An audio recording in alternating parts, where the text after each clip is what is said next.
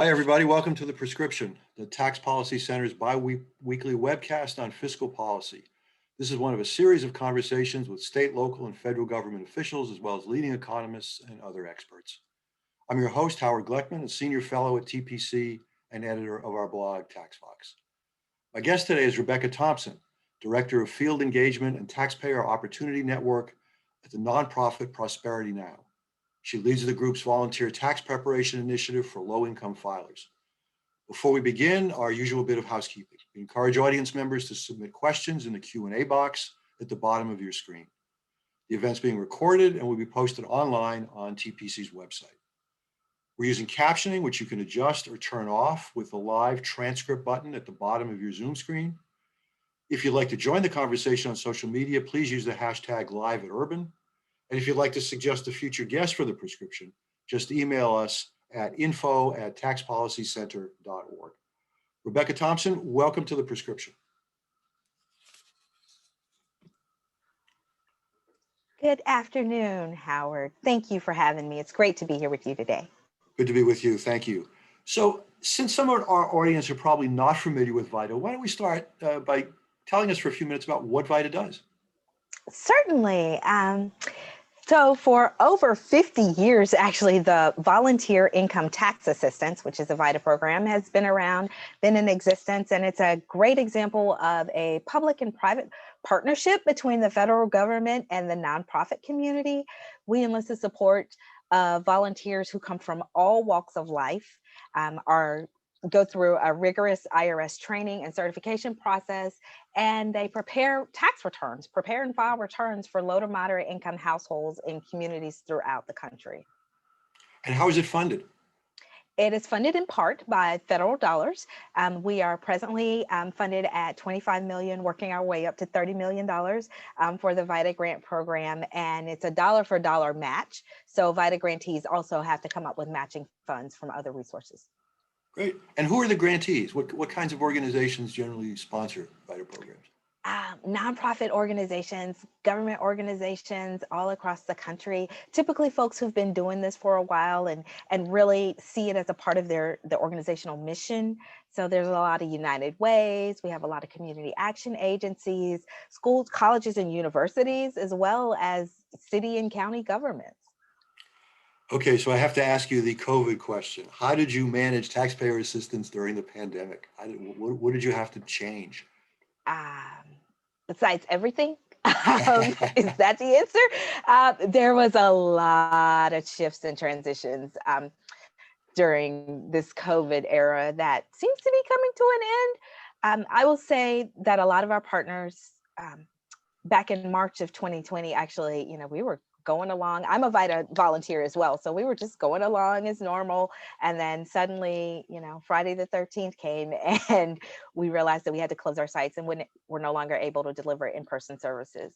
So we had a lot of folks who were scrambling to try to figure out how we could still serve folks in the communities, because by mid-March, I had only seen half of my clients that normally come to my site. And so, folks were coming up with all kinds of creative solutions for how to continue to serve people that carried over into this filing season as well. So there's some virtual and online tools that we've used.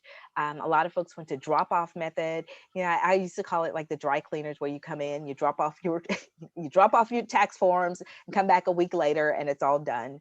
And whatever they could do really to deliver the service and maintain social distancing and all the COVID safety protocols. It was not easy.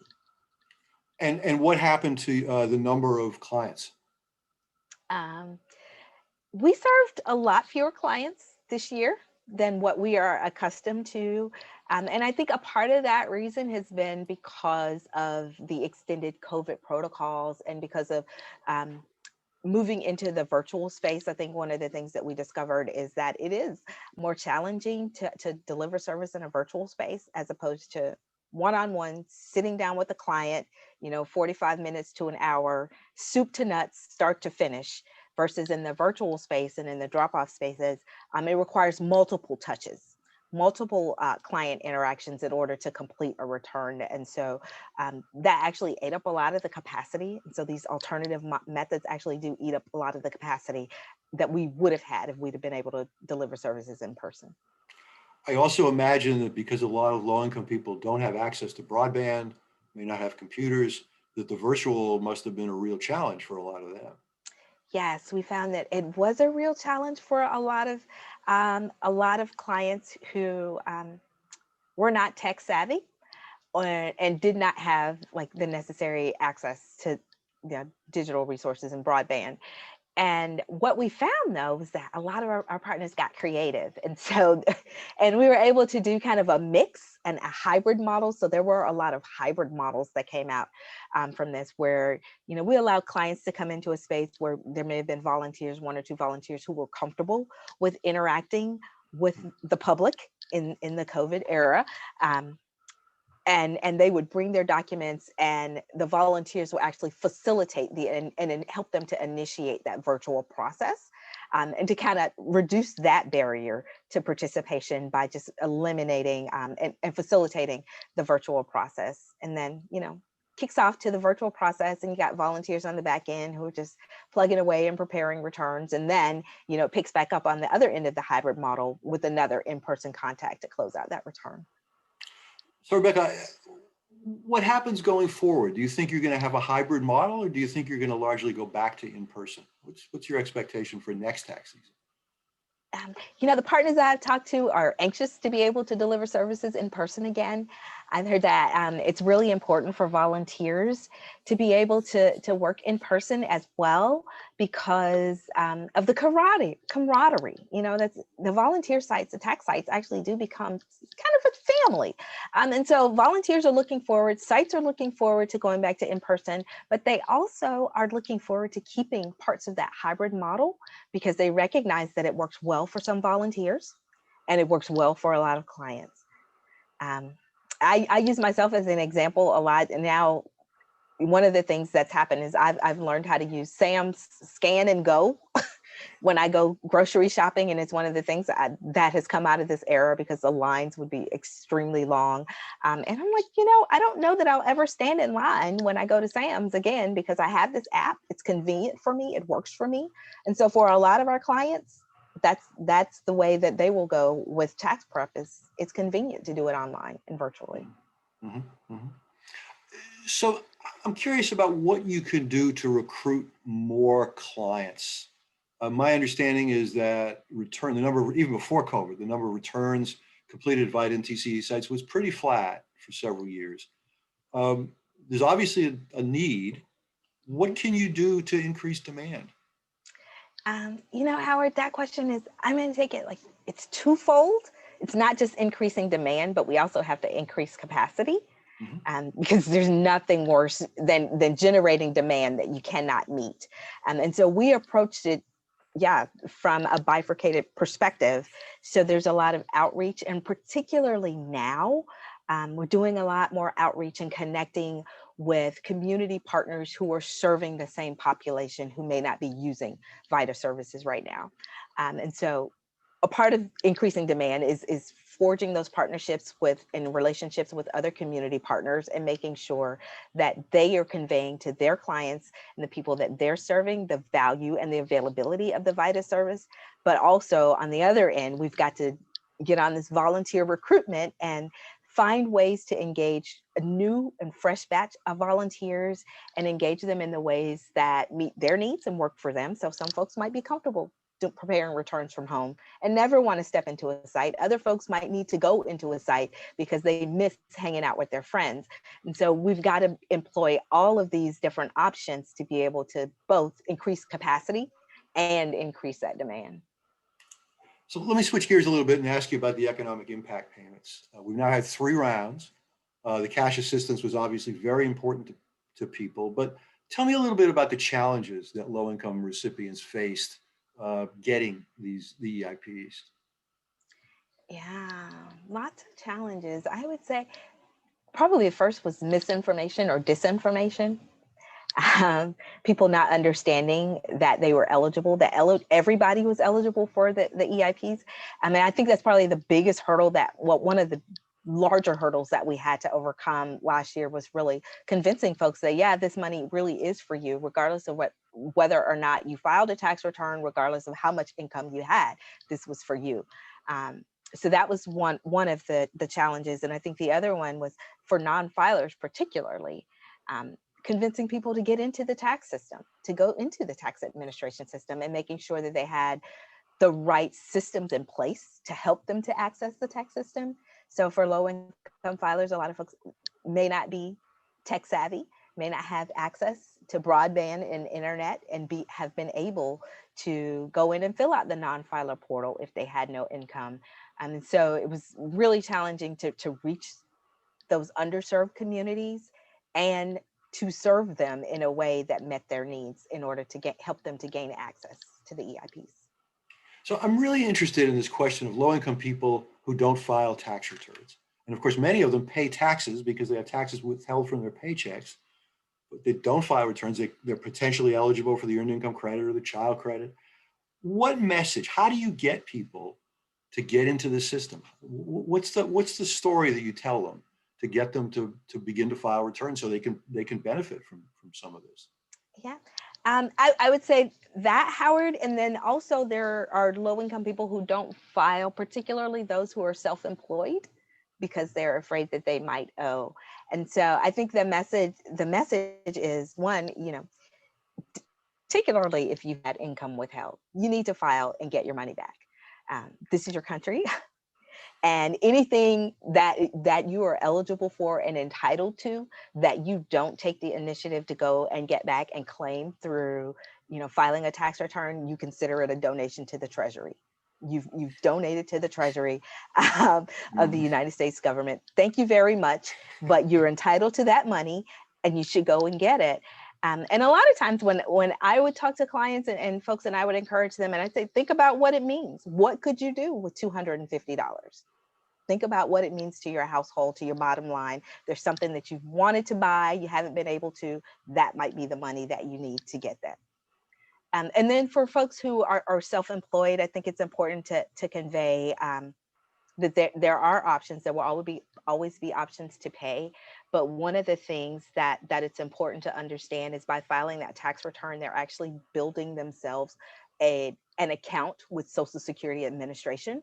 So self-employed people who don't want to work forever and who would at some point in life, assuming that Social Security is still around, would like to draw from Social Security, they actually need to be working on building that account of record. Did you also have particular problems with immigrants who were reluctant to get into the system?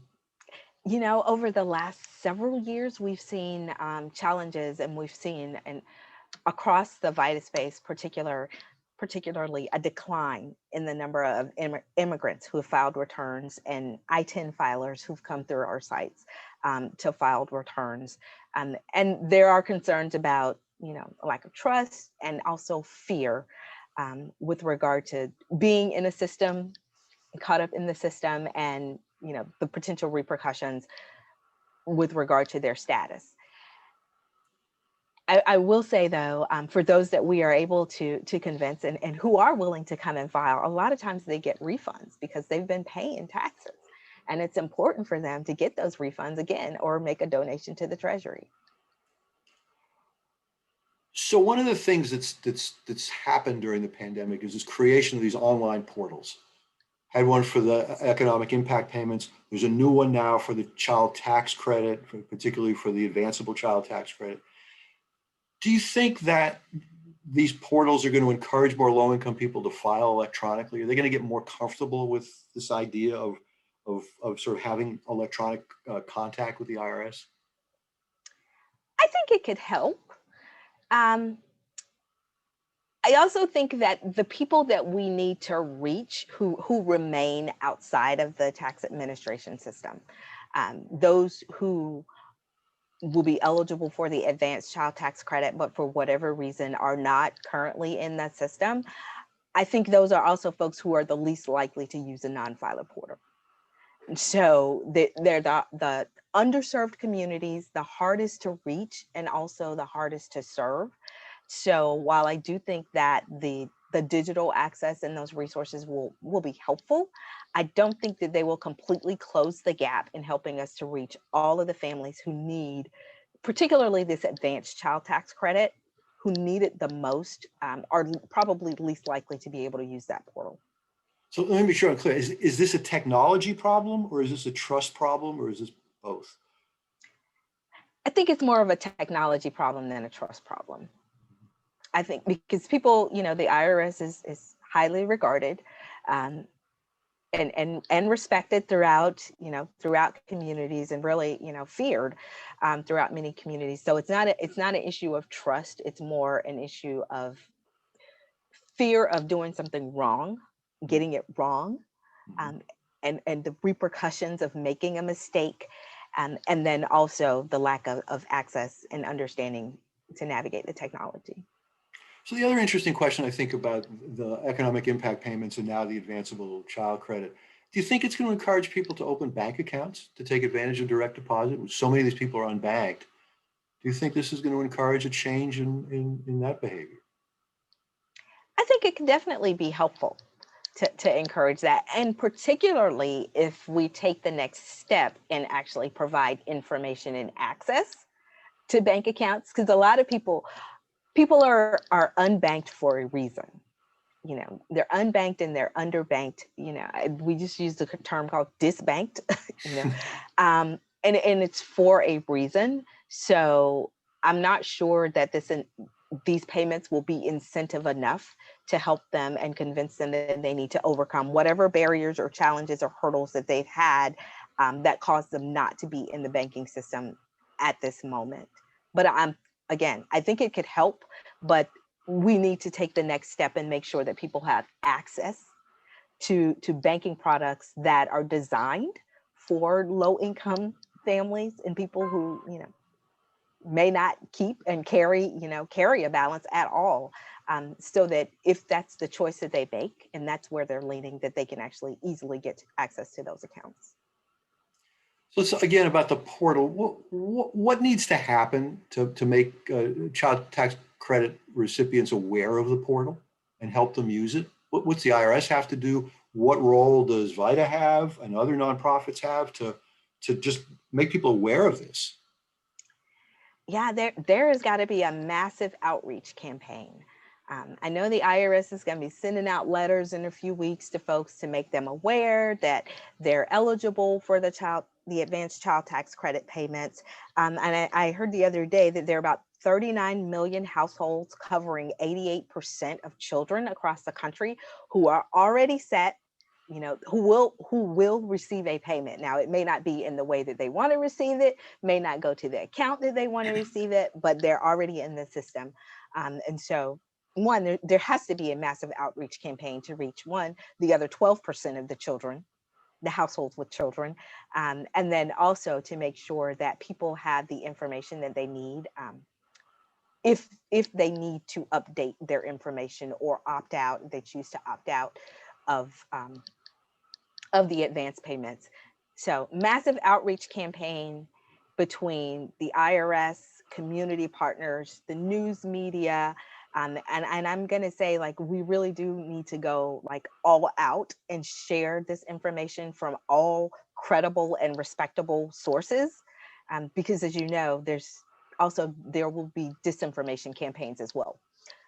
And so we need to be proactive and aggressive on the positive end to make sure that people know what they need to do.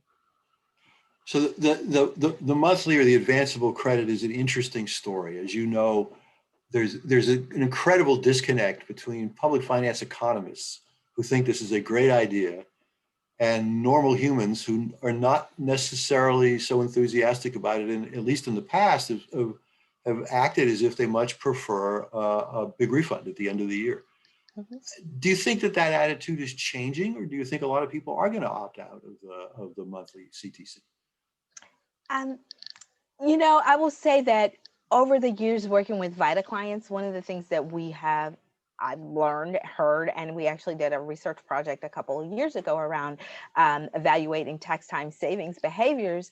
And what we've learned is like some people do prefer the bigger refund. It is a savings mechanism, particularly for low income people. And like we mentioned earlier, maybe the ones who aren't banked or underbanked, or people who, just don't have it in the budget to save every month.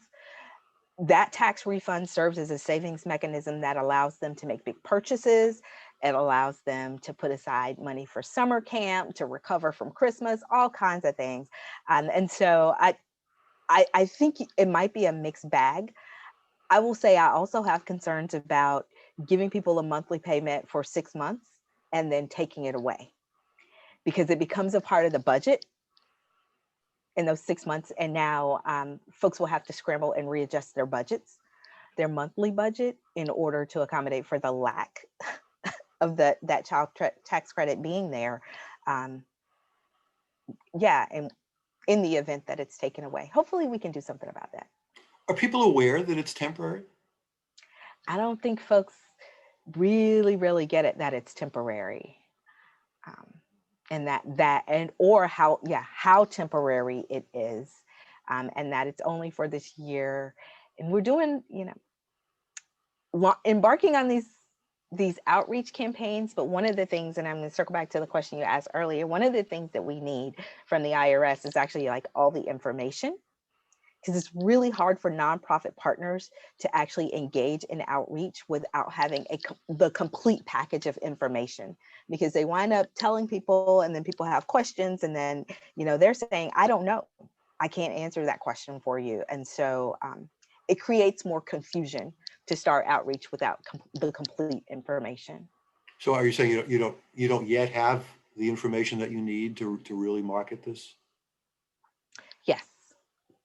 We're still waiting on the frequently asked questions to come out from the IRS that will help us to be able to convey and be able to respond to potential clients who ask questions. So over the longer run, we've been thinking a lot about this question about whether the IRS should be running this program at all. Senator Romney and others would turn it over to the Social Security Administration. And after all, Social Security has a lot of experience sending out monthly checks. That's what they do. The IRS doesn't do that. But what do you think? Should this be an IRS program, or do you think ultimately if this becomes permanent, Social Security would do a better job? I really don't have an opinion about that one way or the other. I know the IRS there are some benefits in having this be an IRS program, and that it's tied to the tax system, to tax administration. And so it makes it easier for reconciliation on the back end.